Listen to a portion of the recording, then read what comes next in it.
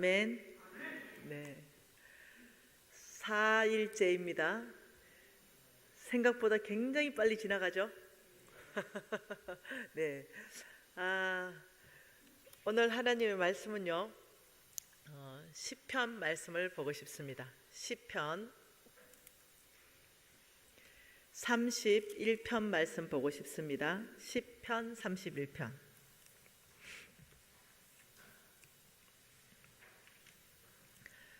시편 31편에 15절 말씀 보고 싶습니다. 자, 같이 읽지요. 나의 앞날이 주의 손에 있사오니 내 원수들과 나를 핍박하는 자의 손에서 나를 건져 주소서. 지금 오늘 이 말씀 안에 보니까 두 손이 있다라고 말씀하고 있습니다. 나의 앞날이, 여러분, 나의 앞날은 뭡니까? 나의 시대를 말하는 겁니다. 예, 나의 앞날이, 나의 시대가 그 매 순간에 역사하는 덩어리마다 이 말이에요. 나의 앞날이 누구 손에 있다고요? 예, 오늘의 이 제목은 두 손입니다. 하나는 주의 손이 있다. 주의 손. 예, 이 주의 손, 나의 앞날은 주의 손에 있습니다. 내 원수들과 나를 핍박하는 자의 손에서 나를 건지십시오. 자, 그럼 주의 손이 있고 또 하나 손은 무슨 손이 있나요? 나를 핍박하는 자, 나를 핍박하는 자, 네, 그리고 원수의 손, 핍박하는 원수의 손. 자, 이 두 손에 대해서 하나님 지금 보여주고 있지요. 여러분은 지금 어느 손에 여러분 앞날을 맡기실 겁니까? 네, 신실한 사람이 이 삶 전체 안에서 일어나는 힘든 상황이 있을 수 있습니다. 그런데요, 네, 아무렇게나 살고 마음대로 살고 흥청망청 살고 믿음에 떠나서 사는 사람이 아니라 하나님의 뜻대로 살려고 하다가 실수할 수도 있다 그랬어요. 네, 하나님 정말 뜻 한가운데 있고 싶은 간절한 마음이 있다 그랬습니다. 그럼에도 불구하고 믿음에 실수할 수 있다 그랬어요. 충분히 여러분 그럴 수 있습니다. 그러나 그 중심이 정말 신실하게 살고 싶은 그 사람의 삶에서 일어나는 그런 힘든 상황은 하나님이 주관하십니다. 그리고 하나님이 그것을 선으로 바꾸십니다. 그리고 하나님께서 그것을 선하게 사용하십니다. 성경 안에는 그런 예가 많습니다. 여러분, 창세기 45장에도 바로 그 예를 말하고 있잖아요. 한번 봐보죠. 창세기 45장. 네, 요셉을 팔아버린 형들. 네, 이 이야기는 여러분 잘 아시는 이야기죠. 창세기 45장에 이제 형들이 요셉을 팔아버렸습니다. 요셉은 깊은 웅덩이에 들어갔다가, 그리고 요셉 인생 가운데는 힘든 일이 발생했습니다. 네, 하나님은 요셉을 쓰고 싶었죠. 네, 그리고는 또 노예 상인들에게 팔려갔다가, 보디발 장군에게 팔려갔다가, 또 왕의 제수들만 갇히는 그 깊은 감옥에 들어갔다가, 그러나 요셉은 여호와를 의지했다고 성경이 말하고 있습니다. 요셉의 삶에서 그런 어떤 핍박하는 원수들의 손이 있었습니다.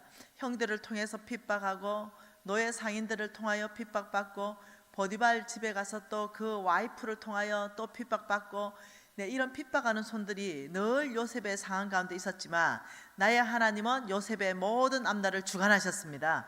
그리고 선하게 바꾸셨고 선하게 사용하셨죠. 그 요셉이 형들에게 말하는 이 말이 45장 5절 말씀 아닙니까? 같이 한번 읽어보십시다. 당신들이 나를 이곳에 팔았다고 해서 근심하지 마소서, 한탄하지 마소서. 하나님이 생명을 구원하시려고 나를 당신들보다 먼저 보내셨나이다. 요셉은 누구냐? 환경을 바라보는 것이 아니라 하나님의 손을 볼 수 있는 사람이었습니다. 50장에 또 나와 있죠. 네, 창세기 50장 19절 20절. 자, 여기에서 또 하나님의 손을 말하고 있습니다. 창세기 50장 한번 봐보죠. 창세기 50장 19절 20절 같이 볼까요? 20절 한 절만 볼까요? 당신들은 나를 해하려고 하였으나 하나님은 그것을 선으로 바꾸사 오늘과 같이 많은 백성의 생명을 구원하게 하셨다. 참 놀라운 말씀하시죠. 당신들은 나를 해하려고, 그런 원수의 손이 나를 해하려고 하였으나 하나님의 손은 그 모든 상황을 선으로 바꾸시는 분이십니다. 여러분, 로마서 8장 28절에는 이렇게 말씀하시죠.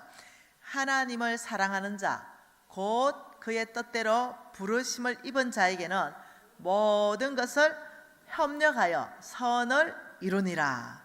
네, 우리는 이미 알고 있습니다. 하나님 뜻 한가운데 살려고 애쓰는 사람들, 그 모든 삶에 하나님은 주관하시고 개입하신다. 여러분, 베드로전서 5장 6절에는 이런 말이 있습니다. 하나님의 능하신 손 아래서 겸손하라.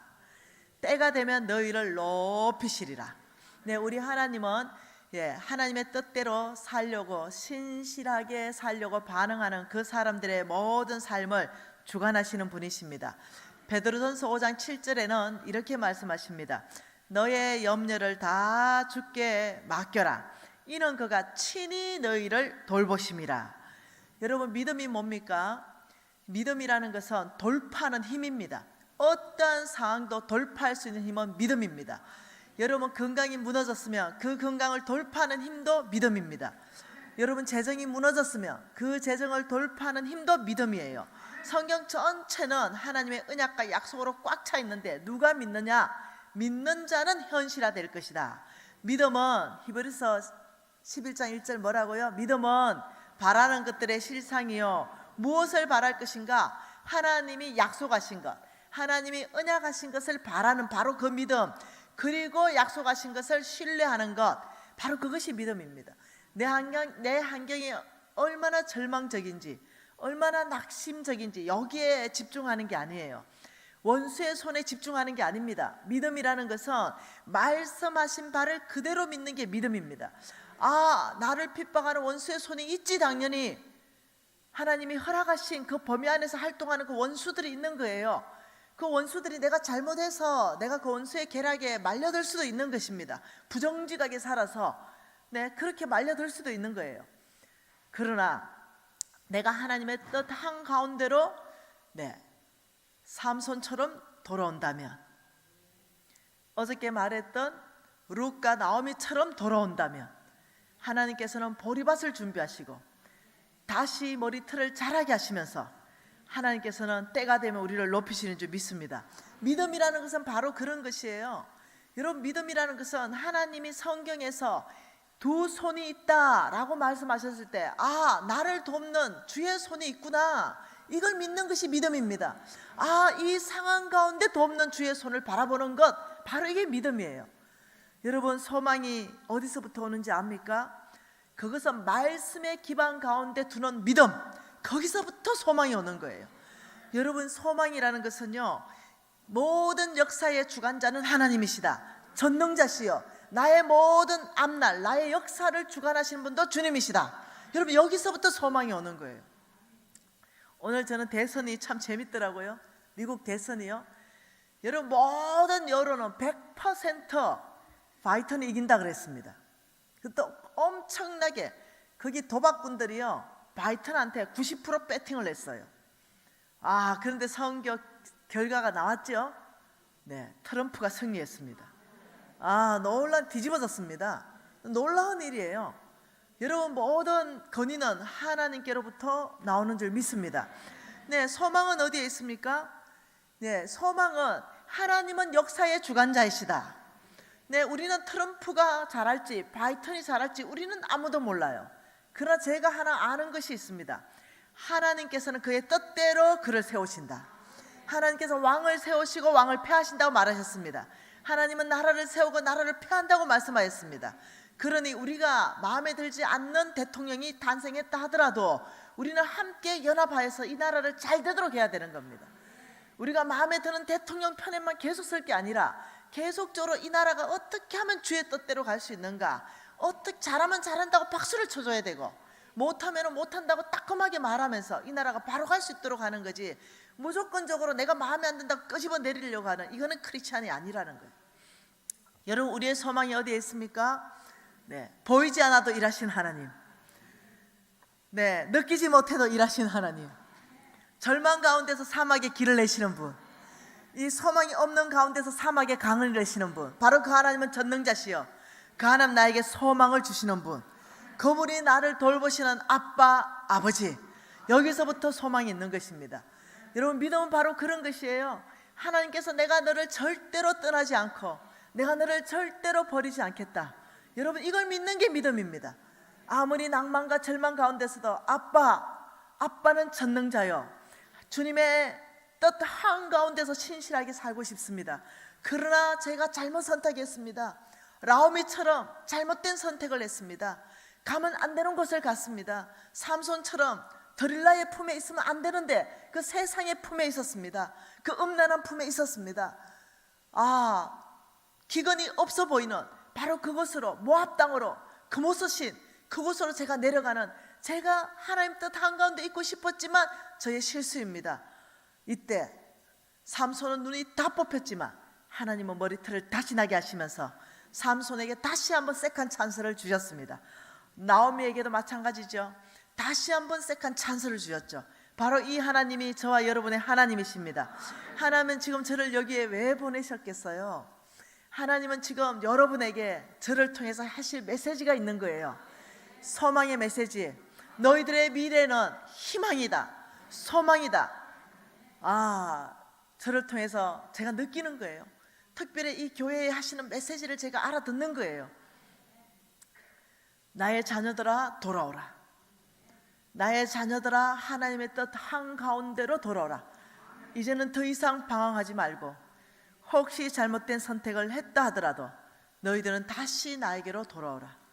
그때 내가 너희들에게 보리밭이 예비되어 있고 너희들의 머리털을 다시 자라게 하면서 내가 너희들에게 세컨 찬스를 줄 것이다. 여러분, 그 넓은 아버지의 품으로 돌아오는 타이밍입니다. 돌아오십시다. 다시 새롭게 시작하는 거예요. 여러분, 늦지 않습니다. 저는 불과 10몇 년 전에 광야에서 있었습니다. 소망 없는 삶을 살았죠. 너무나 고통스럽고 너무나 절망적이었고 이 원수의 손이 나를 너무나 압제했기 때문에 제가 분별력이 끝나버리고 판단력이 끝나버리고 우울증 환자가 되었습니다. 그리고 스스로 목숨을 2번이나 끊으려고 했죠. 원수에게 쏘가서 말입니다. 아는 거죠. 제가 얼마나 놀랍게 바뀔지 아는 거예요. 하나님께서 저를 얼마나 축복할지 아는 거예요. 이 원수들이 하나님이 전 세계 안에서 저를 얼마나 축복하셔서 하나님 나라를 세워가는 용사로 비밀병기라는 거, 이 원수들이 아는 것입니다. 그러니 저를 속였죠. 나의 생각을 속이고 나의 감정들을 다 속이면서 너는 망했어, 너는 절망이야, 너희 친구들이 널 다 떠났잖아, 하나님도 널 사랑하지 않아, 넌 소망이 없어, 너 하나 죽으면 모든 게 끝나잖아. 여기에 속은 거예요. 여러분, 저는 더 이상 속지 않습니다. 속지 마십시오. 그런 원수들의 손이 있다는 것 여러분 기억하십시오. 그러나 나의 하나님의 손이 있다는 걸 기억하십시오. 그리고 그 하나님의 손이 여러분의 모든 상황을 바꿀 수 있는 능력이 있습니다. 그 하나님의 손을 의지하는 것입니다. 여러분, 왜 하나님께서 다윗을 그렇게 사랑하셨다고 말합니까? 왜 다윗을 내 마음에 딱 맞다라고 얘기했습니까? 그것은 다윗의 뭐였다고요? 중심이었다. 뭐였다고요? 다윗의 중심이었다. 다윗의 중심이 내 마음에 딱 맞았다. 네, 하나님은 저와 여러분의 중심에 관심이 많으십니다. 그러니 이 다윗의 중심이 도대체 다윗의 재물관은 어떤 중심을 가지고 있었을까? 다윗의 재물관, 다윗의 소유는 도대체 뭐가 다윗의 소유였을까? 그러니 어떤 중심이었기에 하나님이 그렇게 다윗이 내 마음에 딱 맞다고 말했을까? 여러분의 소유 한번 생각해 보십시다. 여러분의 소유가 뭐가 있습니까? 여러분의 재산이 뭐가 있어요? 소유라는 것은 재산이라는 말입니다. 여러분의 소유는 뭐가 있어요? 집, 내 앞으로 된 집, 땅, 차도 있고 자녀들도 있고 이런 소유들이 있잖아, 그죠? 하나님이 나한테 준 거 소유가 있잖아, 그죠?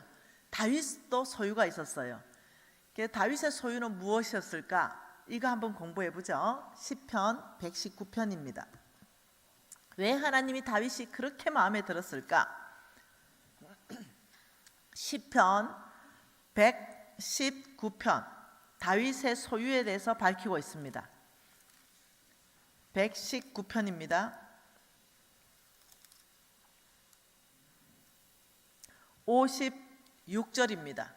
다윗이 스스로 자기의 소유에 대해서 밝히고 있는 56절 같이 있습니다.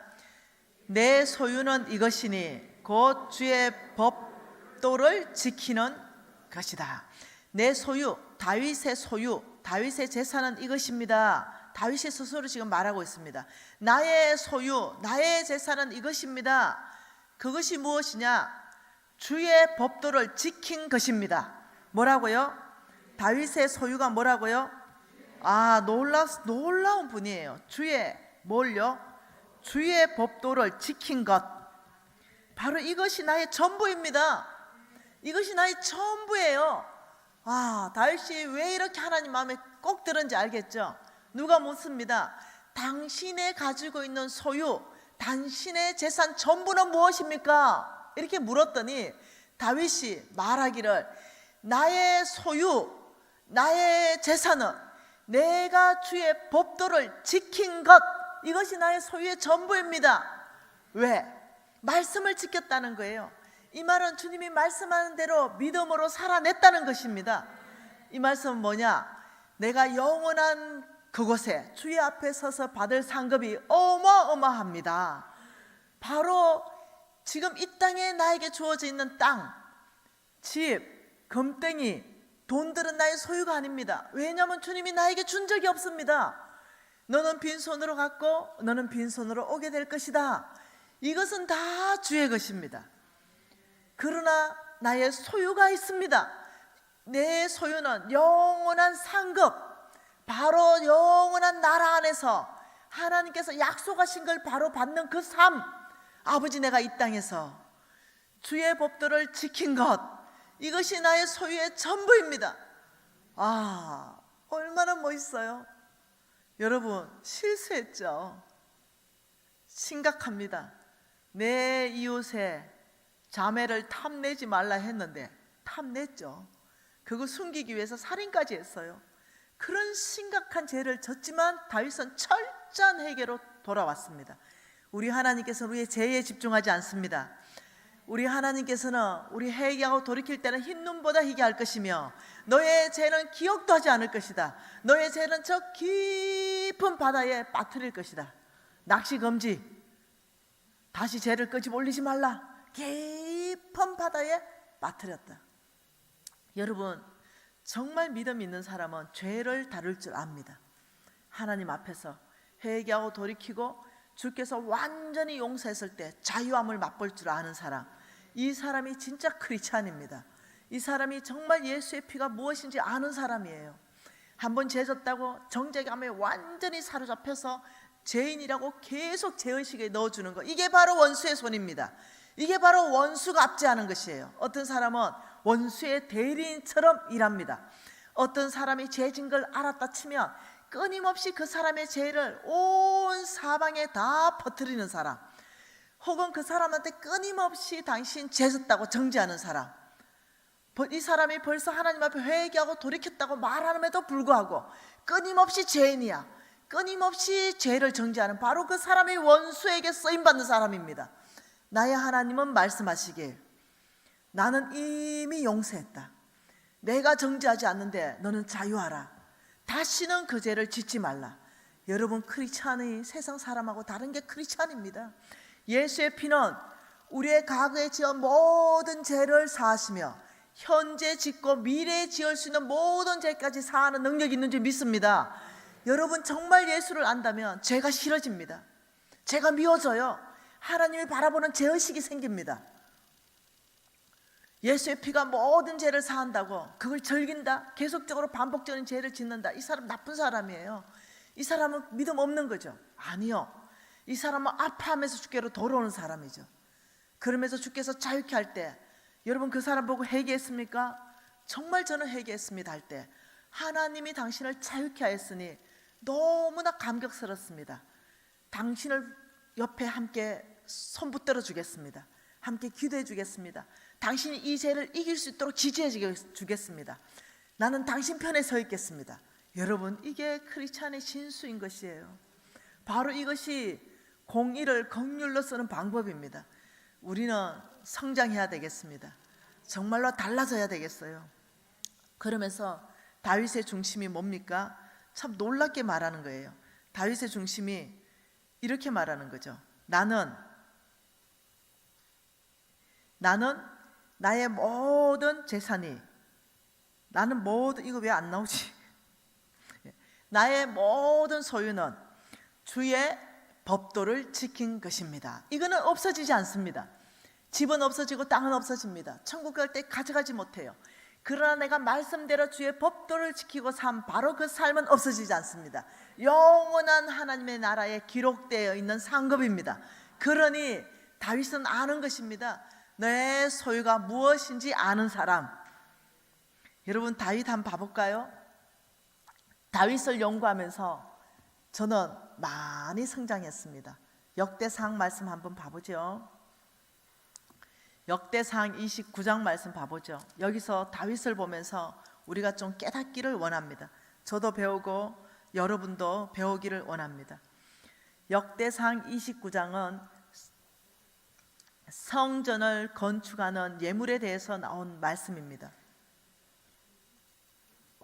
역대상 29장입니다. 다윗의 재물관에 대해서 보고 싶습니다. 역대상 29장, 다윗이 하나님의 성전을 건축하기 위해서 그 예물을 준비하는 과정에 대해서 설명한 겁니다.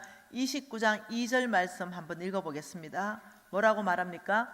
내가 이미 내 하나님의 성전을 위하여 힘을 다하여 준비하였나니 곧 기구와 만들 금과 은과 녹과 철과 나무와 또 만호와 가공할 금은 보석과 채석과 다른 모든 보석과 옥들이 매우 많았다.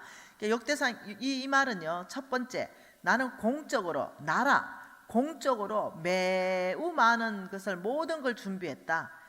공적으로 준비했는데 매우 많다. 성전 건축하는 데 있어서 다윗의 시대에는요, 하나님께서 금을 그냥 돌덩이처럼 흔하게 하셨습니다. 다윗은 굉장히 부강한 나라를 이뤘죠. 그러니 이미 내가 이렇게 매우 많이 하나님의 성전을 위하여 다 준비했다. 그러니 성전을 짓고도 남을 만큼 준비했다는 겁니다. 만일 공적으로 성전을 건축하는데 얼마쯤 들까? 이래 보니까 예를 들어서 한 1조 원이 듭니다 라고 쳤다고 쳐봅시다. 그러면 이 공적으로 준비한 것이 1조 원보다 훨씬 더 많게 준비가 끝났다, 지금 이 말입니다. 이해되시나요? 자, 이거는 공적으로 준비된 겁니다. 근데 다윗의 이 중심이 여기에서 드러나는 거예요. 3절 한번 읽어볼까요? 성전을 위하여 준비한 이 모든 것 외에도 내 마음이 내 하나님의 성전을 사모함으로 내가 사유한 금, 은으로 내 하나님의 성전을 위하여 드렸노니. 다 이미 성전 지을 수 있는 모든 재물이 끝났음에도 불구하고 내 마음이 내 하나님의 성전을 사모해서, 너무너무 성전을 사모해서 내가 사유한 금, 사유 재산을 말합니다. 개인적 재산을 말해요. 그래서 다윗이 공적으로 준비한 것 외에 개인적으로 성전을 너무너무 사랑하기 때문에 하나님을 만나는 바로 그 공간에 성전을 짓는데, 내가 나라의 세금으로는 충분히 다 준비했지만 내 개인적인 재산을 드리겠습니다. 이렇게 하면서 얼만큼 드렸는가? 4절에 나옵니다. 그 성전의 건축에 이 개인적인 재산을 드리는 이유를 말하는 것이 내가 하나님의 성전을 너무나 사모하기 때문입니다. 그래서 4절에 뭐라 그럽니까? 곧 오빌의 금 3,000달란트와 순원 7,000달란트라 모든 성벽에 입히며. 여러분, 금 한 달란트가 지금의 가치로 한 20억이 돼요. 3,000달란트는 6조 원입니다. 은값을 빼고도요. 그러니 그냥 흉내를 낸 게 아니라 다윗은 정말로 이 성전을 위해서 개인 재산 몽땅 거의 다 털어서 드렸다고 해도 과언이 아닐 만큼의 개인 재산을 다 갖다 내놨다는 거예요. 그리고는 놀라운 사람입니다, 이 다윗은. 그리고 먼저 지도자가 본을 보인 것입니다. 왕이 먼저 본을 보인 거예요.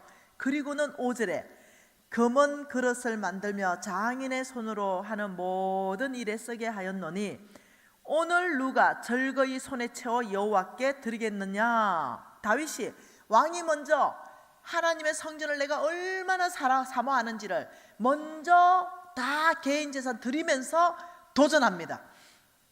누구한테요? 지도자들한테.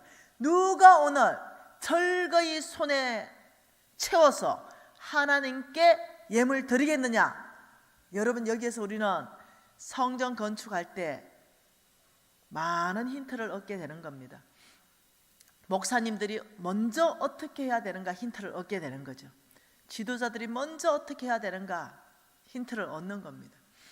그러면서 6절에 뭐라 그럽니까? 이에 모든 가문의 지도자들이, 이스라엘 모든 지파의 지도자들이, 천부장과 백부장과 왕의 사무관들이 다 절거이 드렸다. 7절에 하나님의 성전 공사를 위하여 금 5,000달란트를 드렸다. 10조 원. 이 리더들이, 리더 그룹에서 이 리더 그룹이 힘을 다했어요. 어마어마하게 드렸습니다. 왜요? 나의 왕을 하는 걸 봤거든요. 나의 왕이 자기 건 하나도 안 드리면서 우리한테 드리라고 말하는 게 아니에요. 자기 것 다 내어놓으면서 도전했거든요. 그러니 리더들도 저희들도 철거히 최선을 다하겠습니다. 그러니 9절에 뭐라 그럽니까? 백성들이 자원하여 드렸으므로. 백성들이 다 봤어요. 이 아름다운 하나님의 성전을 건축하는 예물을 이미 공적으로 다 준비했음에도 불구하고 왕이 어떻게 하는 거 다 봤고 우리나라의 지도자들이 어떻게 하는 걸 다 봤어요. 그래서 백성들도 절거히 드렸으므로 기뻐하였으니 곧 그들이 성심으로 여호와께 자원하여 드렸으므로 다윗 왕도 심히 기뻤다. 여러분, 저는 다윗처럼 살고 싶습니다. 흉내라도 좀 내고 싶습니다. 그래서 제가 무엇을 하든 제가 늘 이릅니다. 제가 1등으로 드리겠습니다. 제가 먼저 드리겠습니다. 제가 더 내어놓겠습니다. 그리고 여러분이 기도하시고 마음껏 주님께 절거히 드리십시오. 왕을 보고 있습니다. 지도자는, 백성들은 지도자들을 보고 있습니다. 어떻게 하는가 보고 있지요. 그리고는 다윗의 고백을 한번 봐보십시다. 그의 재물관이 어떤지. 역대상 29장 14절 말씀 함께 읽어보도록 하겠습니다. 나와 내 백성이 무엇이기에 이처럼 즐거운 마음으로 드릴 힘이 있었나이까. 모든 것이 주께로 말미암았사오니 우리가 주의 손에서 받은 것으로 주께 드렸을 뿐이다. 참 놀라운 사람입니다. 내가 6조 해놓고도 우리가 드릴 힘은 오직 주의 손에서 우리에게 주어진 것입니다. 그래서 주의 손에서 받은 것을 거저 주께 돌려드렸을 뿐인데 무슨 자랑할 게 있습니까? 무익한 종입니다. 참 놀라운 분입니다. 16절 보죠. 우리 하나님 여호와여, 우리가 주의 거룩한 이름을 위하여 성전을 건축하려고 미리 저축한 이 모든 물건을 다 주의 손에서 왔사오니 다 주의 것이로소이다. 항상 다윗은 하나님의 성전을 건축하기 위해서 미리 준비한다. 하나님의 재물은요 항상 미리 준비하는 것이 참 연보라고 하나님 말씀하셨습니다. 그러면서 17절에 뭐라 그럽니까? 나의 하나님이여, 주께서 마음을 감찰하시고, 하나님은 중심을 보잖아요. 정직을 기뻐하시는 줄 내가 아나이다. 내가 정직한 마음으로 이 모든 것을 즐거이 드렸사오니 이제 내게 또 여기 있는 주의 백성이 주께 자원하여 드린 것을 보니 심히 기쁩니다. 참 놀라운 지도자입니다. 그러니 하나님께서 다윗을 어떻게 축복하셨는가? 8절 같이 읽습니다. 그가 나이 많아 늙도록 부하고 존귀를 누리다가 죽었다.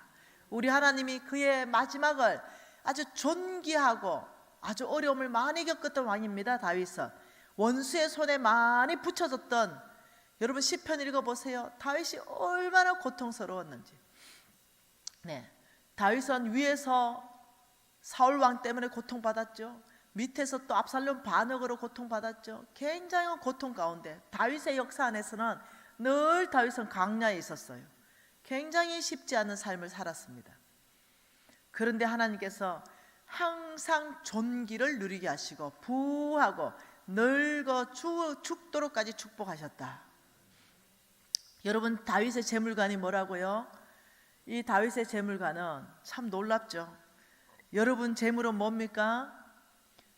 여러분 재물 뭐예요? 아직도 집입니까? 아직도 여러분의 재물, 여러분 소유가 땅이에요? 아니요. 여러분에게 남는 진짜 소유, 여러분에게 남는 진짜의 재물, 자산은요, 하나님의 법도를 지킨 믿음으로 산 그것만 계산됩니다.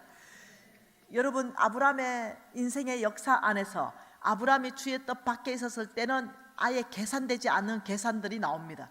제가 오늘 그 얘기할 일은 아니에요. 하나님의 계산법은 주의 뜻대로 살았던 바로 그 시간들을 계산하고 주의 법도를 지켰던 바로 그것으로 상급을 계산합니다. 이것이 바로 저와 여러분의 영원한 재산이며 영원한 소유인 줄 믿습니다. 우리가 바꿔야 되는 겁니다. 재물관의 가치관을 바꿔야 되는 겁니다. 영원한 나라를 꿈꾸면서 내가 헌금 많이 해라 이런 말 성경에 없는 거예요. 여러분 헌금 많이 한다고 하나님이 기뻐하는 그런 게 아니에요. 하나님은 믿음으로 사는 사람을 기뻐하는 겁니다.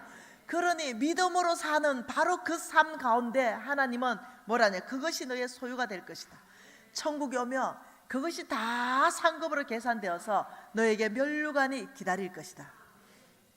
여러분, 저는 이 땅의 소망 버렸습니다. 이 땅의 재물을 많이 쌓고자 하는 욕심도 다 버렸습니다. 제가 한 가지 내 삶 안에서 욕심으로 꽉 채운 게 하나 있습니다. 아버지 다윗처럼 고백하는 흉내라도 내고 싶습니다. 누가 나에게 김미진 간사님 재산을 얼만큼 소유하고 있습니까? 어느 나라에 있고 어느 나라에 있고 어느 나라에 있고 이게 아니라 그건 다 주의 것이고 주께 돌려드렸습니다. 그 회사가 얼마나 많이 재물이 오든 나하고 상관없습니다. 100% 주식은 저의 소유이지만 그게 100%의 수익을 다 도네이션 하기로 법적 조치를 취했습니다.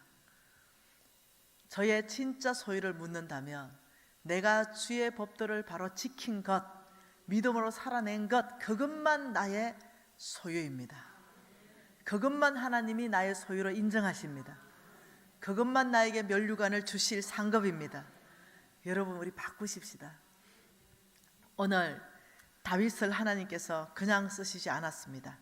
하나님은 다윗을 자격시험을 치셨습니다. 사무엘상 16장을 보십시다. 하나님께서 저와 여러분을 자격시험을 보십니다. 아셔야 됩니다. 그냥 쓰시지 않으세요. 사무엘상 16장입니다. 사무엘상 16장 그 1절 안에서 보면 나와 있는 말씀입니다. 사무엘상 16장 1절에 여러분 무슨 말이 있습니까? 여호와께서 사무엘에게 이르시되 내가 이미 사울을 버려 이스라엘의 왕이 되지 못하게 하였거늘 내가 그를 위하여 언제까지 슬퍼하겠느냐? 너는 뿔에 기름을 채워 가지고 가라. 내가 너를 베들레헴 사람 이새에게 보내리니 이는 내가 그의 아들들 중에 한 왕을 보았느니라. 한 왕을 뭐 했다고요? 보았다. 한 왕을 보았다. 이것이 지금 무슨 뜻이냐면요, 보았다. 한 왕을 보았다. 이것을 개역 한글 버전의 성경을 보면 한 왕을 보았다 이렇게 안 하고 한 왕을 예선했다 이렇게 나옵니다. 보았다, 예선했다. 여러분 예선전, 본선전 아시죠? 이렇게 예선을 국어사전에서 예선이란 단어를 찾으면 이렇게 나와 있습니다. 본선에 나갈 선수나 팀을 뽑는 것 이렇게 나와 있어요. 그러니 하나님은 처음부터 다윗을 왕으로 팍 이렇게 삼는 것이 아니라 다윗의 진짜 본선의 게임을 뛸 수 있도록 예선전을 치를 수 있도록 다윗을 뽑습니다. 네. 그리고 예선전을 치르게 하십니다. 몇 가지의 예선전을 치르게 하시는데요, 그것은 제가 이미 다른 교회에서 다윗이 치른 예선전 1, 2, 3 강의를 90분짜리를 해놓은 게 있습니다. 여러분 다른 교회 거 참고하세요. 최근에 했던 대림평화교회 거도 참고하시면 좋겠고요, 다른 교회 참고하시면 다윗이 치른 바로 예선전, 그거 저와 여러분이 치르십니다. 그러면 그 예선전은 어렵지 않습니다. 근데 무엇은 과목을 치르는지는 성경 안에서 다 나와 있고, 저는 이미 다 강의를 했고, 저도 제 인생에서 그것을 예선전을 치르고 있습니다. 그리고 본선 게임을 주께서 뛰게 하셨습니다. 지금도 치르고 있습니다. 어느 영역에는 여러분도 동일한 모든 예선전은 바로 그 방법으로 다 치르십니다. 저의 왕의 제정 1, 2에 어떤 예선전을 치르는지, 어떤 자격시험을 보는지도 이미 다 제가 기록을 해놨습니다. 그러니 여러분이 왕의 제정 1, 2 가지고 공부하시고, 또 강의, 다른 교회 강의들을 여러분 참고하십시오. 제가 강의하는데 한 70시간 정도 주면은 그 전체를 하게 되는데 시간이 없어서 오늘 다윗이 치른 예선전은 보지 않을 거예요. 그런데 여러분이 아시는 것은 다윗이 예선전을 치르기 위해서 하나님이 뽑았다는 걸 아셔야 됩니다. 거기에서는 다윗을 다뤄가면서 재물을 어떻게 다루는가, 영적 권위에 대해서 어떤 반응을 하는가, 이런 모든 것을 예선을 통과하게 합니다. 사울의 옷자락을 뱄을 때 성령이 깊이 찔리게 하면서 계속 사울을 공격하는가, 아니면 멈추고 이 영적 권위를 세운 하나님 앞에 항복하면서 사울을 하나님 손에 붙일 줄 아는 사람인가, 이런 모든 것을 주님은 보셨죠. 그리고 다윗은 멋지게 통과합니다. 사울을 손대지 말라라고 말합니다. 하나님이 처리할 거라고 말합니다. 이러면서 다윗은 바로 패스하고 바로 본선 게임으로 왕이 돼버립니다. 그 이후에. 그러면서 여러분들이 어떤 다윗이 예선전을 치렀는가 보면 좋겠습니다. 오늘 읽은 말씀 한번 보시오. 고린도 후서 말씀 보았습니다. 오늘 고린도 후서 말씀 한번 봐보십시다. 고린도 후서 말씀. 네. 오늘 8장 말씀 봤죠? 고린도 후서 9장을 읽었는데 고린도 후서 8장의 소 제목을 보고 싶습니다. 고린도 후서 8장 소 제목이 뭔가요? 풍성한 연보 맞나요? 네. 고린도후서 8장 풍성한 연보. 자, 9장은요, 가난한 성도를 섬기는 연보 맞죠? 이 고린도후서의 8장과 9장은 이 두 장에 걸쳐서 돈에 대해서, 한마디로 말하면 이거는 돈 이야기라는 겁니다. 연보라는 것은 헌금이란 말이거든요. 그러니 이 헌금에 대해서, 연보에 대해서, 돈에 관련되어서 8장 전체, 9장 전체 두 장이 맞붙어 있는 곳은 성경 전체에서 여기밖에 없습니다. 그러니 고린도후서 8장과 9장은 천천히 한 줄 한 줄씩 여러분이 다 공부해야 되는 장입니다. 그 중에도 오늘 저는 고린도후서 9장을 여러분하고 보고 싶어요. 고린도후서 9장 5절 한 절 있습니다. 그러므로 내가 이 형제들로 먼저 너희에게 가서 너희가 전에 약속한 연보를 미리 준비하도록 권면하는 것이 필요할 줄 생각하였노니 이렇게 준비하여야 참 연보답고 억지가 아니니라. 자, 미리 준비하라. 하나님의 헌금은 어떻게 한다? 미리 준비한다. 다윗도 성전을 위해서 미리 준비했다. 미리 준비하면요, 이 마음 안이 준비되어 있기 때문에 굉장히 기쁘게 드릴 수 있습니다. 근데 미리 준비하지 않으면 빈대가 드리려면 우울합니다. 이렇게까지 해야 되나 슬픕니다. 아주 신앙이 낙심해 버립니다. 아니면 어떠냐면 이 돈을 헌금 내고 나면 먹을 게 없는데 두려움에 빠져버립니다. 헌금은 돈의 규모와 관계없이 미리 형편껏 준비하는 겁니다. 헌금의 기준이 나와 있죠. 소가 없는 사람은, 돈이 있어서 소를 드릴 수 있는 사람은 소를 드려라. 레위기에서 그렇게 말했죠. 소를 드릴 수 있는 힘이 없는 사람은 비둘기 2마리를 드려라. 비둘기 2마리 드릴 힘도 없으면 고운 가루로 드려라. 그러니 하나님은 너희들 형편껏 드려라. 지금 이렇게 말한 것입니다. 이 고운 가루밖에 없는 사람이 소를 드릴 수는 없잖아요. 예, 그러니 빚낼 수도 없고, 그러니 하나님께서 너희들 있는 것에서 할 마음이 있으면 있는 만큼 받을 것이고 너희 없는 것은 나는 받지 않는다. 그러니 여러분 있는 것 안에서 헌금 드리는 봉투는 따로 마련해 놔야 돼요. 그리고 항상 거기다가 돈을 넣어놔야 돼요. 그래서 가져와야 기쁨으로 즐거움으로, 그게 봉투에 돈이 1,000원이 들어있어도 너무 기쁘고 10,000원이 들어있어도 너무 기쁘고 그게 100만 원이 들어있어도 미리 준비를 다 했기 때문에 너무 기쁘게 우리 중심에 정말 즐겁고 자원하고 기쁜 마음으로 하나님 앞에 드릴 때 하나님도 기쁘고 우리도 기쁘고. 한번 생각해 보세요. 제가 지금 이 헌금 방울이를 지금 막 돌리면서 예를 들어서 지금 헌금 거두겠습니다 이러면 여러분 얼마나 당황하겠어요. 그래가지고 여러분이 막 지갑을 옆에 사람 볼까봐 또 이렇게 그냥 지갑을 꺼내서 뭘 꺼냈는데 잘못 꺼내고 5만 원짜리 꺼냈어. 이러면 얼마나 또 당황하겠어요. 그것도 다시 집어넣고 또 다시 10,000원짜리 찾느라고 막 이러는데 10,000원짜리 없을 때 막 그 마음 불안하고.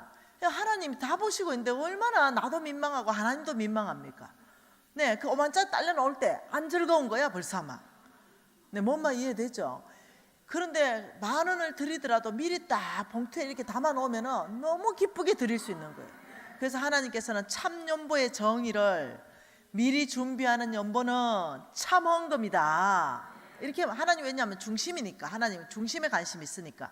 그런데 이 5절을 지금 하나님은 무엇을 말하고 있나요? 5절은 헌금에 대해서 말하고 있는 거 맞죠? 연보에 대해서. 자, 6절 같이 읽습니다. 이것이 곧 적게 심으면 적게 거두고 많이 심으면 많이 거둔다 하는 말이로다. 이상하죠? 이거 6절은 무슨 말입니까? 5절에 대한 말이죠. 너희들이 참 헌금, 그렇게 미리 준비한 참 헌금, 이것이 위에 미리 준비한 것이 적게 심으면 적게 거두고 많이 심으면 많이 거둔다. 이상한 말을 하는 거예요. 자, 여러분 지금 헌금을 지금 드렸습니다. 자, 이 헌금 드리고 여러분 주머니에 여러분 재산이 없어졌어요. 분명히 없어졌습니다. 헌금을 드렸고. 그런데 하나님은 놀랍게 이거 없어졌지 않다. 분명히 내 주머니에서 나갔어요. 내 지갑에서 없어졌습니다. 마이너스 났습니다. 10만 원 마이너스 났어요. 감사헌금 드렸는데. 근데 놀랍도록 하나님께서는 이렇게 미리 준비한 헌금이 없어진 것이 아니라 심겨졌다. 이게 놀라운 비밀이에요. 하나님 나라의 비밀입니다. 적게 심는 자는 적게 나고 많이 심는 자는 많이 난다. 이거는 농사이다. 농사.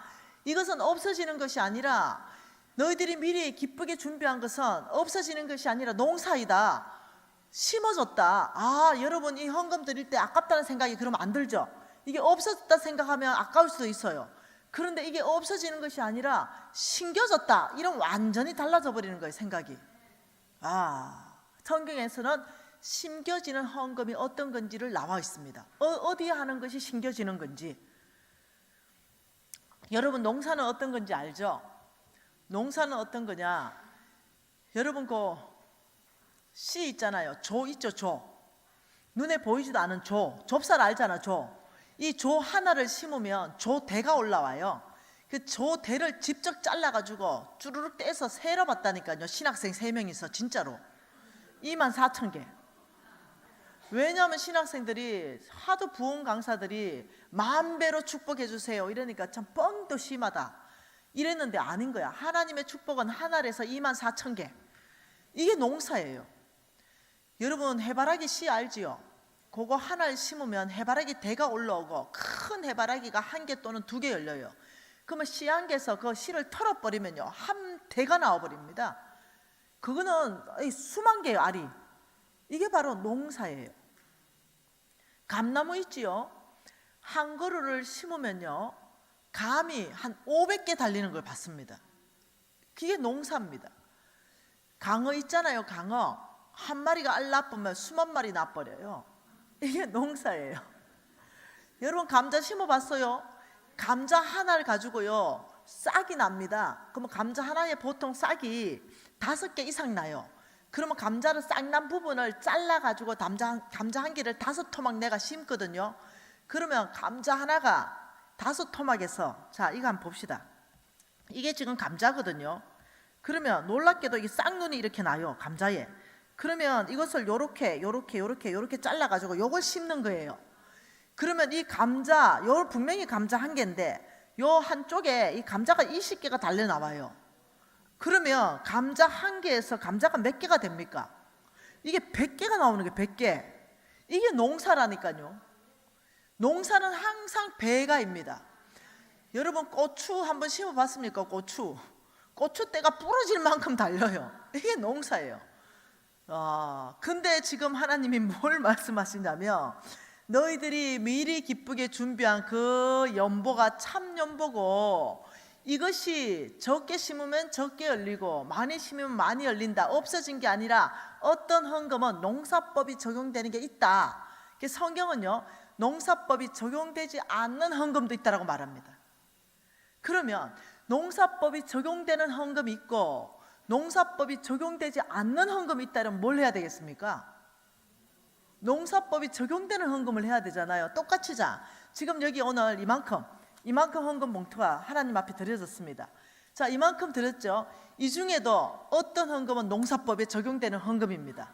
근데 지금 이 중에도 어떤 법은 농사법에 적용이 안 돼요. 뭘까요? 그 기준이 뭘까요? 굉장히 그 안의 기준은 중심입니다.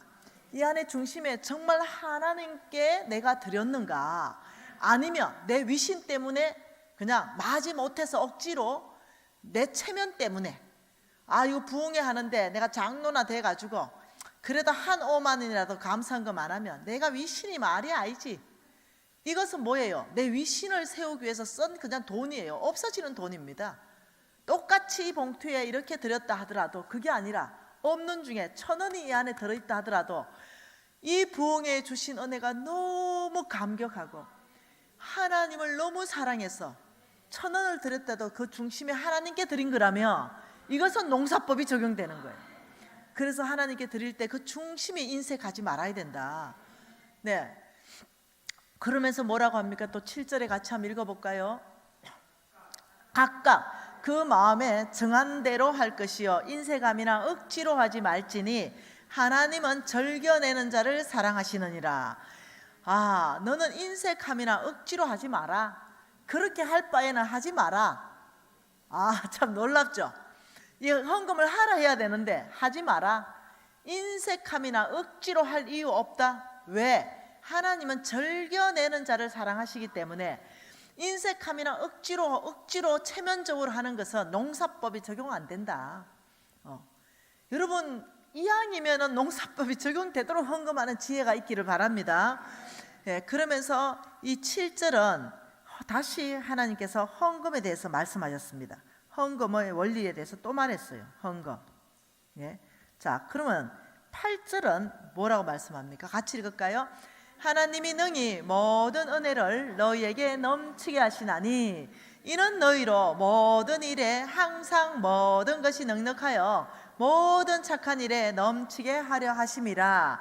이 8절 한 절에 4번의 모든이 나왔는데요, 항상 모든 것이 넉넉하여 모든 착한 일에 넘치게 하신다. 자, 모든 착한 일이 뭘까요? 모든 착한 일에 넘치게 하여서 뭔가 하나님이 우리한테 넉넉하게 주신다 하니 9절에 보면 나와 있어요. 9절에 보니까 그가 흩어 가난한 자들에게 주었으니 그의 의가 영원토록 있느니라. 그러니까 모든 착한 일은 주는 삶이죠. 하나님이 주라는 바로 그 삶이 착한 일이에요. 내가 주고 싶은데 내 이름 나는데 이런데 돈 쓰는 거 아니에요. 하나님이 명예롭게 되는데, 하나님이 영광 받으시는 것, 하나님의 이름이 빛날 수 있는 것, 그곳에 돈을 쓰는 거예요. 그러니 모든 착한 일, 하나님은 이미 가난한 자한테 주라고 성경에서 1500번을 말하고 있거든요. 그러니 이 가난한 자들에게 주기 위해서, 자 8절 잘 보십시다. 하나님이 능히 모든 은혜를, 이게 뭐냐면 재물을 말합니다. 가난한 자한테 줄 수 있는 모든 재물을 너희에게 넘치게 하시나니 이는 너희로 모든 일에, 한두 번이 아니라 모든 일에 항상 모든 것, 재물이 넉넉하여서 모든 착한 일, 가난한 사람한테 넘치게 하시는 분은 하나님이시다. 하나님이 가난한 자한테 주기 위해서 우리에게 뭘 주신다고요? 참 놀랍죠? 모든 재물을 넘치게 부어주신다. 이게 주라. 누가복음 6장 38절이죠. 주라. 그리하면 너희들에게 줄 것이니 누르고 흔들어 넘치도록 하여 안겨줄 것이다. 아, 하나님이 놀라운, 하나님의 재정 원칙은 참으로 세상하고 다릅니다. 그러니 지금 이거는 원칙을 말하는데, 여러분 농사법의 원칙, 그 작게 하면은 풍성해져 버리죠. 그 풍성해지는 원칙, 그리고 우리가 조금 줬는데도 많아져 버리는 원칙, 이 원칙이 뭐냐? 헌금의 원칙과 농사법의 원칙을 같이 말하고 있는 얘기예요.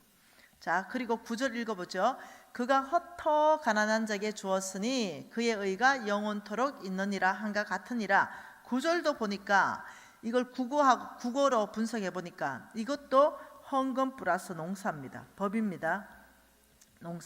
농사 지을 때 여러분 이 뭐죠? 이 씨를 한 움큼 잡고 땅을 파가지고 한 목에 팍 집어 넣어 버립니까? 아니지요. 쭉 흩어 뿌리죠. 그래서 가난한 자한테 줄 때도 여러분이 만약 10만 원 있다 이러면은 농사법처럼 하라는 거예요. 흩어서 가난한 자한테 줘라. 만 원씩 10명을 오히려 축복해 줘라. 이해되시나요? 뭔가 특별한 목적 헌금이 있을 때는 큰 돈을 헌금해야 됩니다. 1억씩 해야 되고 10억씩 해야 되고 100억씩 해야 돼요. 그래야 하나님 나라에 큰 프로젝트가 일어납니다. 그러나 일반적인 헌금 있잖아요. 일반적으로 나는 어느 선교사님한테 헌금하고 싶은데, 예를 들어서 이 선교사님한테 나는 매달 한 300만 원씩 헌금하고 싶다. 이럴 때 한 선교사님한테 헌금하지 말라는 거예요. 한 선교사님한테 해버리면 내가 나중에 할 수 없을 때 그 선교사님 타격이 너무 커요. 그 선교사님 프로젝트가 있을 때는 1억도 해주고 여러분이 막 그렇게 할 수 있지만, 매달 하는 선교사님 할 때는 오히려 그 300만 원이나 그 100만 원을 가지고 여러 명의 선교사님한테 흩어주는 게 더 좋습니다. 한 사람 내가 선교사 입장에서 하면요, 한 사람에게 많이 받아버리면요, 그 선교사님 잘못하면 그 사람 종대쁩니다. 관계에서 굉장히 주종관계가 돼버려요.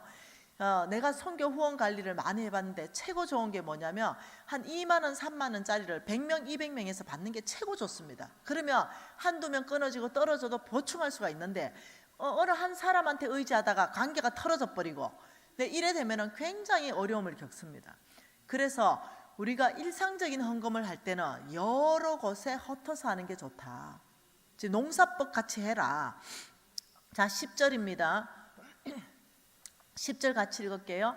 심는 자에게는 씨와 먹을 양식을 주시는 이가 너의 심을 것을 줘서 풍성하게 하시고 너의 의의 열매를 거두게 하신다. 이건 농사법이 확실하죠.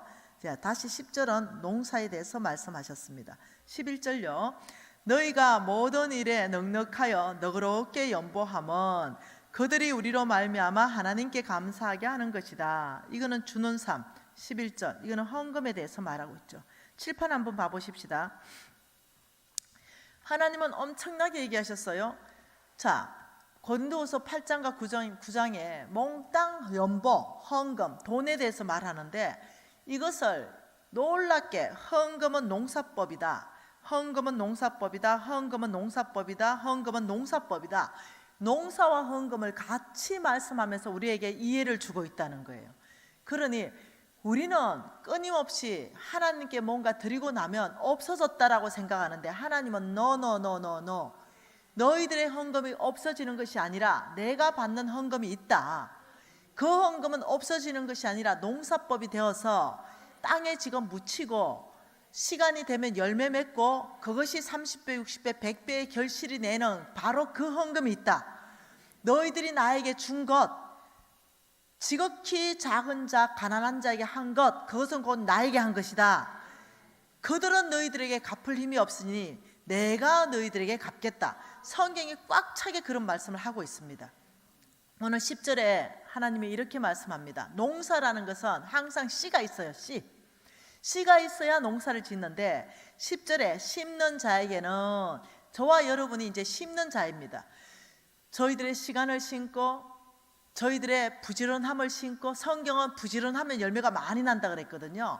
저희들의 시간, 저희들의 부지런함, 저희들의 지혜, 하나님으로 받은 모든 것들을 그게 신고 그 거두는 사람들이죠. 월급으로 거두고 사업장의 수익으로 거두고 실질적인 농사의 열매로 거두고 이 거두는 사람인데, 놀랍도록 심는 저와 여러분에게는 하나님이 씨와 먹을 양식으로 분리해서 주시겠다. 이게 참 놀랍습니다. 그러니 우리는 분명히 하나님으로부터 1,000만 원도 받았고 매월 월급 300만 원도 받았는데, 그 심는 자의 수확에는 못 먹을 씨와 먹을 양식을 주시는 하나님이 있다.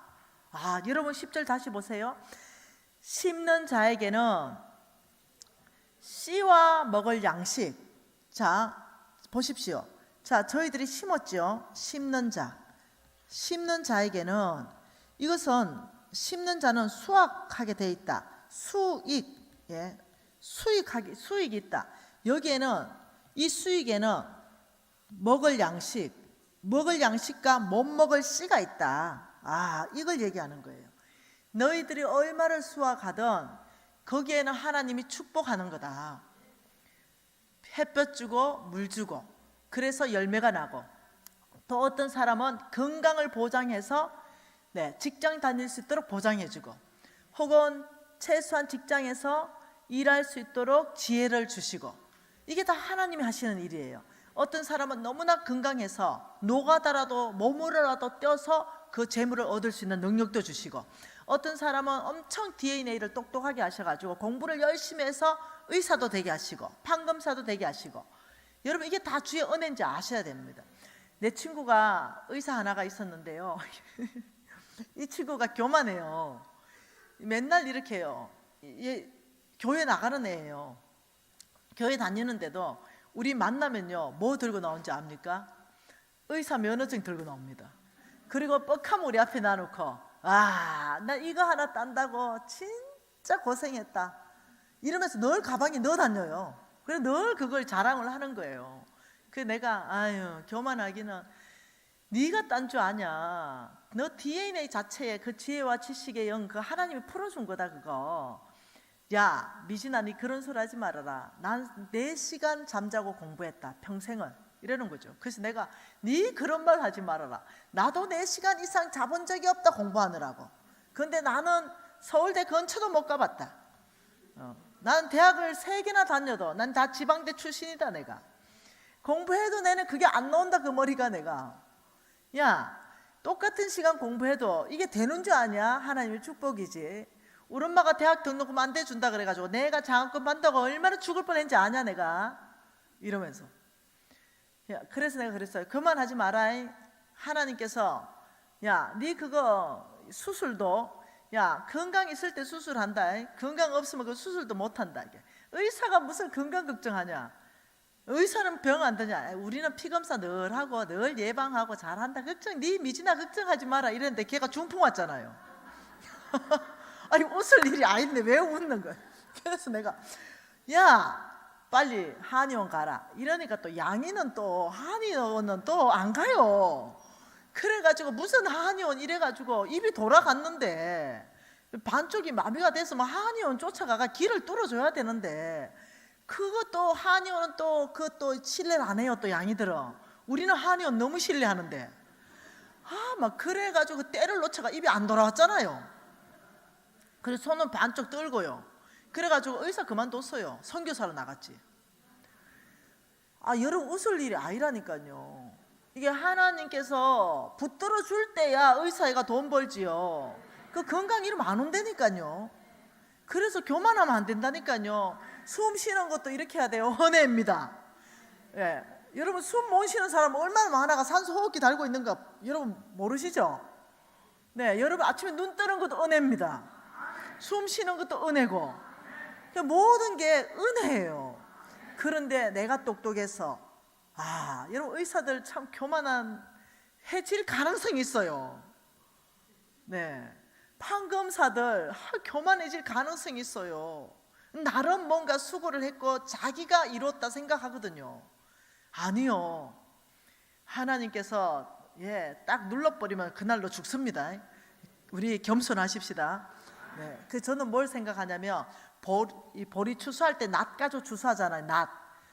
저는요 어떤 생각을 하고 있냐면 늘 내 머리 위에는 낫이 돌아다닌다. 하나님의 낫. 이걸 내가 진짜 생각한다니까요. 내가 이렇게 겸손하게 머리를 숙이지 않고 하나님 앞에 드는 순간 목이 댕가랑. 아이고 내가 하나님 앞에 머리 숙이고 다녀야지. 그래서 제가 늘 걱정한다니까요. 내가 교만해지는 순간 하나님이 나를 눌러버리면 어째 돼요? 모든 사람에게 비방거리 되어버리고 모든 사람에게 우선거리 되어버리고 그 땡글락 되는 거죠. 그래서 제가 하나님 앞에 겸손하려고 하나님 앞에는 머리를 숙이고 있잖아요. 절대 안 들어요. 내 머리 위에는 낫이 돌아다닌다. 이 생각을 항상 머릿속에 있는 거예요. 여러분 우리 겸손하게 사십시다. 네. 그러면서 이렇게 말했죠. 10절에 심는 자에게는 씨와 먹을 양식, 그러니까 우리의 수확에는 절대로 못 먹을 씨가 있다. 씨와 먹을 양식으로 분리해 주시는 하나님이 그 다음이 중요해요. 그 하나님이 뭐라 그래요? 너의 심을 것을 줘서 풍성하게 하신다. 저와 여러분의 재물은 어디에서 풍성하냐면 하나님이 심을 것을 줘서 풍성하게 하신다. 자, 하나님은 우리를 풍성하게 할 때, 자, 만일 해바라기 한 말을 주고 싶을 때 하나님의 방법은 해바라기 씨를 10개를 준다니까요. 이 해바라기 씨를 10개를 주면서 심어라 이렇게 말하는 거예요. 그러면 이 10개, 그 한 줌도 안 되는 해바라기 10개를 입에 탁 털어 먹어버리면 걔는 끝나버립니다. 하나님이 우리를 풍성하게 할 때 뭘 준다고요? 너의 심을 것을 줘서 풍성하신 하나님. 그러면 이 씨를 주면 씨를 심어요. 그러면 기다리면 돼. 때가 되면은 하나님이 비 주시고 햇볕 주셔서 이제 줄기가 올라오고 해바라기가 크게 열려요. 1년 지나면. 그러면 어떻게 해요? 그걸 한 개당 털어버리면 한 말, 10대, 한 마리 나와버린다니까요. 그러니까 하나님의 방법은 놀랍게 씨를 줘서 이 사람이 씨를 심느냐 씨를 먹어버리느냐.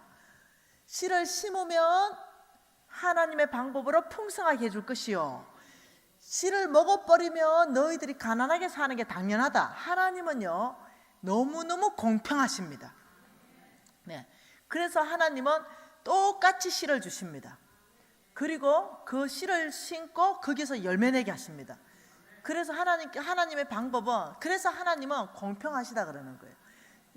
그러면 어디에 심어야 되는가? 오늘 보니까 하나님이 흩어 가난한 자들에게 심어라 이렇게 말했어요. 그러면 너의 의가 영원토록 있다. 자, 흩어 가난한 자. 첫 번째 좋은 땅. 여러분 씨를 씨는 어느 땅에 심습니까? 그렇죠. 씨는 좋은 땅에 심습니다. 좋은 땅. 좋은 땅에 심어야 그때부터 30배, 60배, 100배. 가라지 땅에 안 심습니다. 돌짝밭에서 안 심어요. 가시떨기에도 안 심습니다. 좋은 땅에 심으니 30배, 60배, 100배다. 그럼 하나님이 씨를 주셨습니다. 그러면 씨를 주신 하나님이 좋은 땅을 소개했을까요? 안 소개했을까요? 소개했어요. 하나님은 지금 여기가 좋은 땅이다. 여기 심어라. 하나님이 소개한 좋은 땅, 그 첫 번째가 가난한 자다. 가난한 자에게 심어라. 여기는 30배, 60배, 100배 이자율이 있는 땅이다. 이렇게 말하는 거예요. 참 놀랍죠? 가난한 자에게 심는 것, 이것을 하나님은 하늘 은행이다 말씀하시는데요. 마태복음 6장 말씀 보십시다. 마태복음 6장 19절입니다. 마태복음 6장 19절 말씀요. 자, 같이 한번 읽어보지요. 너희를 위하여 보물을 땅에 쌓아두지 말라. 거기는 종과 동록이 해하며 도둑이 구멍을 뚫고 도둑질하느니라. 오직 너희를 위하여 보물을 하늘에 쌓아두라. 거기는 좀이나 동록이 해하지 못하며 도둑이 구멍을 뚫지도 못하고 도둑질도 못하느니라. 내 보물이 있는 그곳에는 내 마음도 있느니라. 하나님이 지금 19절에 너희를 위하여, 20절에 오직 너희를 위하여, 하나님을 위해서가 아닙니다. 저와 여러분을 위해서 하시는 말씀이 뭐냐? 보물을 땅에 쌓아두지 말라. 그러면 없어질 것이다. 오직 너희를 위해서 말하는데 보물을 하늘에 쌓아두라. 거기는 없어지지 않는다. 이렇게 말하는 거예요. 그러니 지금 이것을 많이 그림으로 그려본다면 뭐가 있다는 거죠? 여기에 하늘은행, 하나님께서 받으시는 하늘 은행이 있다는 거예요. 여기는 땅이에요. 땅에도 은행이 있는 거죠. 신한은행, 정은행, 국민은행 이런 은행이 있는데 여기만 다 쌓아놓지 말아라. 너희들의 일정 C에 해당하는 일정 부분은 하늘에 쌓아라. 다음이 없다. 여기 쌓는 건 뭐예요? 먹고 살아야 되니까. 네, 먹고 사는 거, 네, 식료품비. 근데 놀랍게 하늘은행이 있다 이러는데 이 하늘은행에 쌓는데 첫 번째가 이 하늘은행이 가난한 자다. 가난한 자. 이 땅에서 가난한 자 있죠. 이 땅에서 가난한 자에게 여기다가 주면 놀랍도록 하늘은행에 여기서 저축된다. 그리고 너의 선행을 너에게 갚아줄 것이다 이렇게 말합니다. 하나님께서는 그렇게 말해요. 너의 선행을 너에게 분명히 갚아줄 것이다. 어떻게 갚아주는지 한번 볼까요? 시편 말씀에 있습니다. 시편에 이렇게 갚아주겠다. 신명기 말씀부터 봅시다. 시편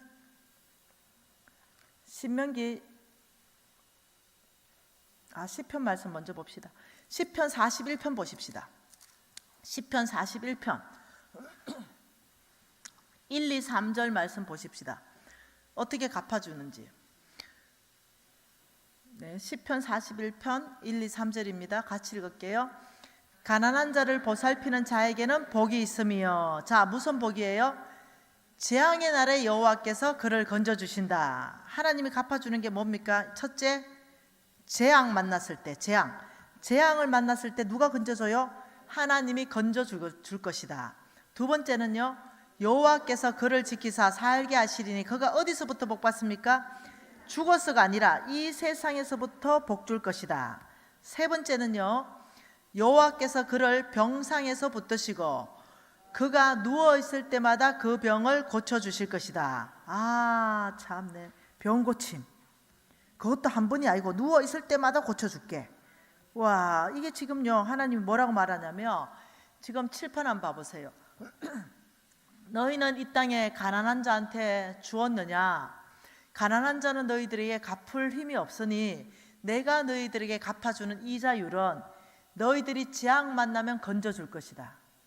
이게 나의 이자율이다. 네가 죽어서가 아니라 이 세상에서부터 복 받을 것이다. 그리고 너는 병 들면 병을 고쳐줄 것이다. 와, 여러분 생각해 보세요. 내가 진짜 말씀대로 가난한 자를 정말 하나님이 섬기면 이런 축복을 준다고 약속하셨으니 그대로 사는 거예요. 이게 믿음이에요. 믿음은 뭐라고요? 하나님 말씀한 거에 대해서 내가 반응하는 것, 순종하는 것, 살아내는 것.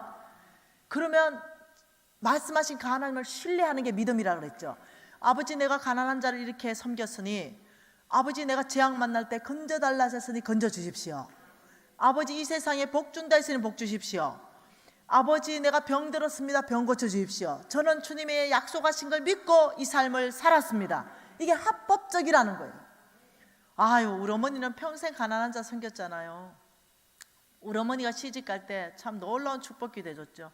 우리 딸이 시집가는 반경 1km 안에 가난한 자가 있고 거와 가봐 객들이 굶으면 이 모든 죄를 우리 딸의 머리에게로 돌아갈지어다. 아, 우리 어머니 독한 분이십니다. 평생을 정말 이 가난한 자들을 섬겼던, 살았던, 우리 어머니 얘기는 안 하겠어요. 다른 유튜브에 워낙 많이 해서 그랬던 분이, 네, 완전히 내 혈관이 다 막혀고 심장으로 가는 혈관이 다 막혀서 완전히 죽을 뻔했잖아요. 완전히 안 될 뻔했잖아요. 수술해도 안 된다 그랬습니다. 그 병원 진단서 다 있습니다. 수술해도 이 어머니, 이 할머니 안 돌아온다고 그랬어요. 왜? 뇌 혈관이 다 막혀서 거기에 세포들이 죽었기 때문에. 와, 그런데요, 수술하기 바로 1시간 전에 기적적으로 멀쩡하게 다 뚫려버렸어요.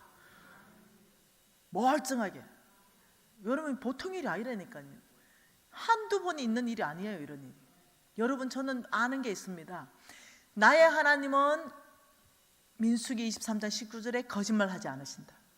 나의 하나님은 인생도 아니고 사람도 아니기 때문에 내가 한 말을 반드시 실행할 것이다. 그 하나님이 말씀하시길. 자, 또 볼까요? 신명기 15장. 또 보십시다. 하나님은 가난한 자 섬기면 어떻게 한다고 약속하시는지 또 보십시다. 여러분 많습니다. 이사야 말씀에도 있고 많은데 1500구절이 똑같은 말씀이 있는데 시간상 두 구절만 보는 거예요. 신명기 15장에 4절 같이 읽어볼게요. 내가 만일 내 하나님 여호와의 말씀만 듣고 내가 오늘 내게 내리는 그 명령을 다 지켜 행하면, 그 명령이 뭐냐면 가난한 자 도와주라는 명령입니다. 그 명령을 지켜서 행하면 내 하나님 여호와께서 내게 기업으로 주신 땅에서 내가 반드시 복을 받으리니 너희 중에는 가난한 자가 없을 것이다. 왜? 가난한 자를 도와주기 때문에 가난한 자가 없을 것이다. 그러면서 뭐라고 말씀합니까? 6절에 내 하나님 여호와께서 내게 허락하신 대로 내게 복을 주려니, 첫째 복, 가난한 자한테 주는데 첫째 복이 뭐라고 합니까? 내가 여러 나라에 꾸어줄지라도 꾸지 아니하겠고. 자, 꾸어주는 삶, 여러분 꾸는 삶이죠. 꾸는 삶이 아니라 꾸어주는 삶. 이거는 뭔 축복이냐면 재물의 축복을 말합니다. 너희들이 가난한 자를 도와준다면 더 이상 꾸지 않겠다. 오히려 꾸어주는 삶을 살게 하겠고, 또 뭐라 그럽니까? 내가 여러 나라를 통치할지라도 너는 통치를 당하지 아니하리라. 두 번째, 통치하는 삶. 통치하는 삶을 뭐랍니까? 영향력을 발휘하는 삶. 너를 통해 가지고 영향력이 확산되는 삶. 너는 통치를 당하지 않는다. 종이 아니라 통치하는 삶, 지도자의 삶을 살 것이다. 너는 영향력을 발휘하는 삶을 살 것이다. 7절 읽어봅시다. 내 하나님 여호와께서 내게 주신 땅 어느 성읍에서든지 가난한 형제가 너와 함께 거주하거든 내 손을 움켜잡지 마라. 내 마음을 완악하게 하지 말라. 그러면서 8절에 반드시 내 손을 펴서 그에게 도와주라고 말했죠. 그리고 9절에 상가 너는 악한 생각을 품지 마라. 자, 내가 보고 싶은 것은 10절 되겠습니다. 같이 읽습니다. 너는 반드시 그에게 줄 것이요 줄 때는 아끼는 마음을 품지 말 것이라. 이로 말미암아 내 하나님 여호와께서 내가 하는 모든 일, 세 번째 내가 하는 모든 일, 그리고 내 손이 닿는 모든 일에 주겠다? 복을 줄 것이라. 땅에는 언제든지 가난한 자가 거치지 않아야겠고 내가 내게 명령하여 이르노니 너는 반드시 내 땅에 있는 형제를 도와주라. 자, 놀랍습니다. 칠판 한번 볼까요? 하나님께서 가난한 자를 도와주는 것은 없어지는 것이 아니라 하늘은행에 저축되는 것인데, 좋은 땅에 심겨지는 것인데, 재앙을 만나면 건져줄 것이고 이 세상에서부터 복받는 삶을 살게 할 것이고 네가 병들 때 병을 고쳐줄 것이다. 그러면서 또 하시는 말씀이 너는 돈을 꾸는 삶이 아니라 재정이 넉넉하여 오히려 꾸어주는 삶을 살게 될 것이고 너희가 통치를 당하는 종의 삶이 아니라 통치를 하는 영향력 있는 삶을 살 것이며 네가 하는 모든 일과 네 손이 닿는 모든 일에 내가 복을 줄 것이다. 그러면서 다른 성경 구절에는 내가 네 앞에서 호위하고 내가 너 뒤에서 호위할 것이다. 하나님께서 너의 모든 삶 안에서 열매를 맺어줄 것이다. 이거 계속적으로 동일한 말씀이에요. 이게 지금 성경에서 1500구절이 있다는 것입니다. 여러분, 우리 네트워크 교회에 제가 사랑하는 목사님이 있습니다. 대구 순복음교회 정철한 목사님. 그런데 지금 그 교회가 이름이 옛날엔 순복음 능력교회에서 지금 온누리 사랑교회로 바뀌었습니다. 그 정철한 목사님, 그 목사님이 암이 다 퍼져버렸어요. 요런 뼈 사이, 나 사진 봤어요 직접. 이 뼈 사이까지도 모든 암이 다 퍼져서 병원에서 죽는다 그랬어요. 3개월 정도밖에 못 사신다고 그랬습니다. 근데요, 이분이 정말로 하나님 앞에 전심으로 나갔죠. 언교인이 금식하며 나갔습니다. 못 산다 그랬거든요. 근데 이분이요, 지금 암 하나도 없습니다. 병원에서 손도 안 댔습니다. 하나님이 고치셨어요. 이분은 우리하고 네트워크에서 뭐 하시는지 아십니까? 지금 여기가 우리 NCMN OK 구제 사역 현장입니다. 우리 NCMN과 교회가 연합해서 전국에서 그 가난한 자를 돕는 이 사역이 지금 현재 669개 팀이 실질적으로 움직이고 있습니다. 여기에서 대구 지역에 그 정철한 목사님이 그 지역장 목사님이십니다. 그리고 그 가난한 자 동대구역, 대구역 그 전체에 수많은 곳을 개척하신 분이에요. 그러니 하나님께서 당연히 약속대로 온몸 전체에 암이 다 퍼졌지만 병원에서 안 된다 했고, 여러분 왕의 제정 2에 어느 병원인지 그 진찰하신 원장님 성함이 뭔지 다 제가 적었습니다. 확인 가능하다는 거죠. 병원에서 불가능, 온몸 전체가 암 다 퍼져서 3개월. 그런데 전심으로 하나님 앞에 나갔죠. 아버지 주께서 약속하시길 고쳐준다 하셨으니 고치십시오. 지금 아주 건강하십니다. 그래서 저하고 평생 사역을 같이 하고 북한 같이 가기로 했습니다. 여러분, 하나님께서는 전능자이십니다. 하나님 정말 그래 하시는 분이에요. 여러분 생각해 보세요. 가난한 자를 도와주며 하나님께서 이렇게 이자율을 준다는데, 내 남편이, 내 부인이, 내 자식이 만일 아주 몹쓸병이 들었는데 나는 가난한 자를 조금 도와줬는데 그 병을 많이 고쳤다고 쳐보십시다. 병원에서는 못 고치는데 정철한 목사님처럼 우름마처럼 저처럼 하나님 많이 고쳤다고 쳐보십시다. 그러면은 그 이자율이 30배예요? 3만 배겠어요? 말로 가치를 표현할 수가 없죠. 자녀가 살아서 돌아오는데 말입니다. 남편과 부인이 살아서 돌아오는데 말입니다. 근데 나의 하나님이 말씀하시길, 너희들이 가난한 자를 도와준다면 나는 나의 약속을 지킬 것이다. 여러분, 이것은 아버지의 마음입니다. 제가 이 사역을 조금 더 소개하고 싶지만 한 15분 쉬었다가 그 다음에 또 강의를 이어가도록 하겠습니다. 여러분, 다시 한번 우리가 기억하는 게 뭐라고요?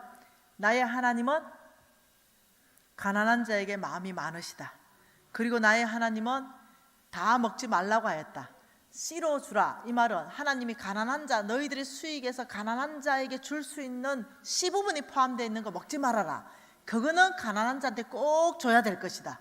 그것이 신겨지는 것이고 이것이 농사법이 적용되는 것이다. 여러분, 이 메시지가 여러분 심장 안에 저장되어서 정말 그들을 도와주는 데까지 다음 100원부터라도 시작하는 것, 이거부터 우리가 살아내는데 하나님 앞에 좀 결정하고 기도 좀 하십시다.